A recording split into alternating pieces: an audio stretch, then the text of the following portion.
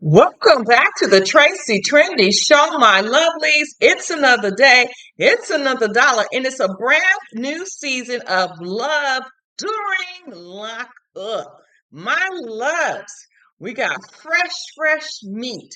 And first on the docket is a chick named Tia. And her name is Rob, and he got 45 days until he is released, and they've been dating for about 8 months. Now, what I have to say is, if anybody introduced you to their jailbird cousin, run, don't stop. I'm like, seriously, there's something wrong with them. If you gotta use your relative to get chicks in the pokey, I'm just saying.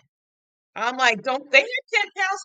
We've watched this show long enough that these guys do not need any help. And if they do need help, there's some issues here. And of course, Tia got a tarot card reader. hmm I guess that's a prerequisite to be on this show.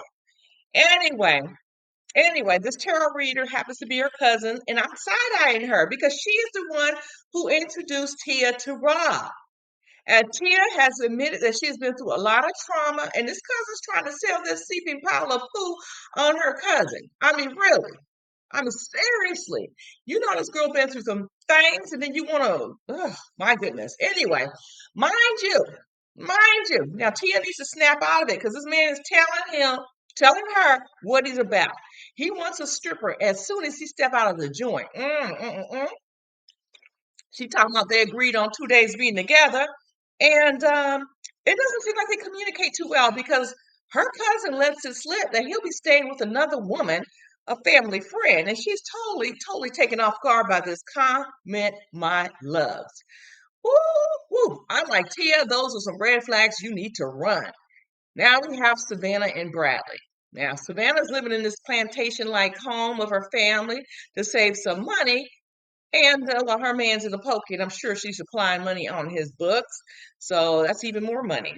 Save some coins for rent and use that, put it on his books. And her mama calls them a toxic couple because they're always fighting. And she said they're gonna need some counseling because she don't see how they're gonna mesh too well. Because they even argue over the phone.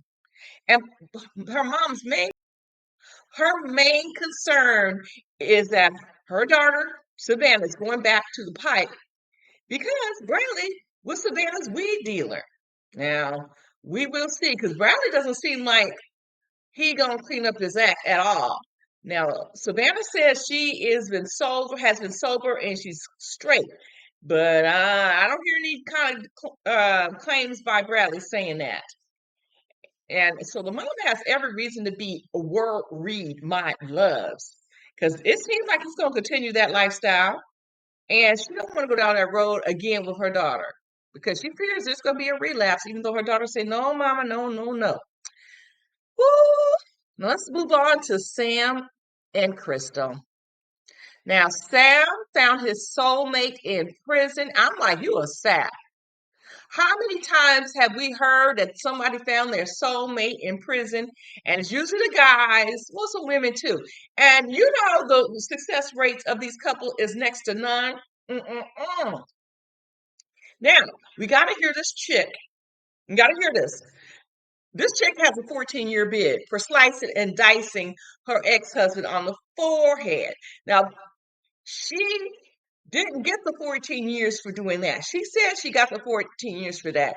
Actually, she got 8 years probation, but she messed up probation. She had 4 probation violations, my love. They didn't mention on the show. She was smoking some greenery, and she stole her grandmother's pee for a drug test, as well as some other little incidents. So she had 4 violations. So they said, here you go. If the probation wasn't enough, here, take this 14-year bid. That's how she got 14 years. They basically gave her a little slap on the wrist. Oh, and she communicated with her ex. And that was part of a violation of the probation. So 14 years she got because she couldn't follow the rules. Now, Sam is married to this chick. She has 7 years left. And he's prepared to wait and stand by her. In the meantime, he's shelling out a lot of money. And and Krystal feels that their marriage is on a surface because they haven't done the deed. I'm like, if your ass wasn't in the pokey, maybe you could do the deed. Maybe if you follow the rules, you wouldn't be saying it's just surface. Now, however way she feels, she said she hasn't been completely honest. Now, go figure that. Go figure. These people are not honest in the poking. Now, in the meantime, Sam has to take care of Rita. That's Krystal's grandmother. He helps her with the chores and get groceries. And grandma's a little flirty. I don't think there's anything to it. But she says, which wife am I? Number one or number two? Now, mind you, Sam has already been married. So they got to be number two and three. Anyway, still, Krystal wants a lot. Um, so in the poker, she got a binge watch all these shows and everything. And Sam is working his tail off, 65 hours a week. And he has spent a grand total of $27,000 on this jailbird. I'm like, hold on, wait a minute, because you're not even counting the money he's spending on groceries, taking care of her grandmother, which is fine. I don't mind him taking care of Granny, but all that extra money, she needs to dial it down because that's going to be her husband, and you want him to have some coins. So when you do get out, you guys will be straight. Now, moving on to Kate and Hunter. Okay. Now, this is interesting. They dated a year before he went into prison, and then he effed up. The tripping thing is that Kate signed him up for right a prisoner. So, so he can find a sugar mama because she's like, it costs a lot to be a Kent Con, and she doesn't have it like that. And I guess she figures if this doesn't work out, all she'll be out of is some feelings. Okay, not no coins, just the feelings. And I think that's a boss move right there. However, however, these fools are always going to be messing up in the pokey. So the sugar baby gets in trouble for getting a little too risque with the sugar mama. And Kate's like, it's getting too close to your release time, and I don't need you messing up and breaking the rules. You need to cut these women loose.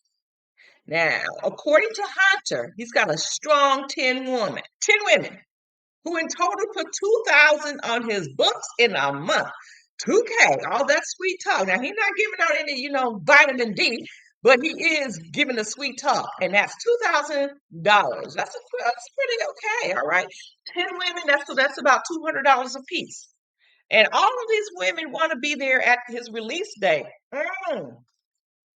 All right. Now he claims Kate is the only one, but he tells the camera that it got kind of complicated with one of the women.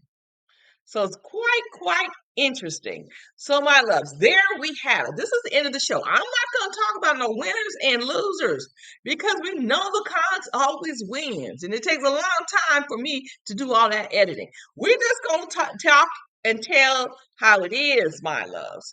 What do you guys think of this season? This is quite interesting. I will say it's a fresh crop. It's a fresh crop. And I guess we're just going to have to stay tuned. In the meantime, my loves, you know what you got to do. You got to like the video. You got to subscribe if you haven't subscribed because it's always free. And in the meantime, always hit that notification bell because you can't get this commentary anywhere else, my loves. And you know what? I'm going to catch you all out on the flip side.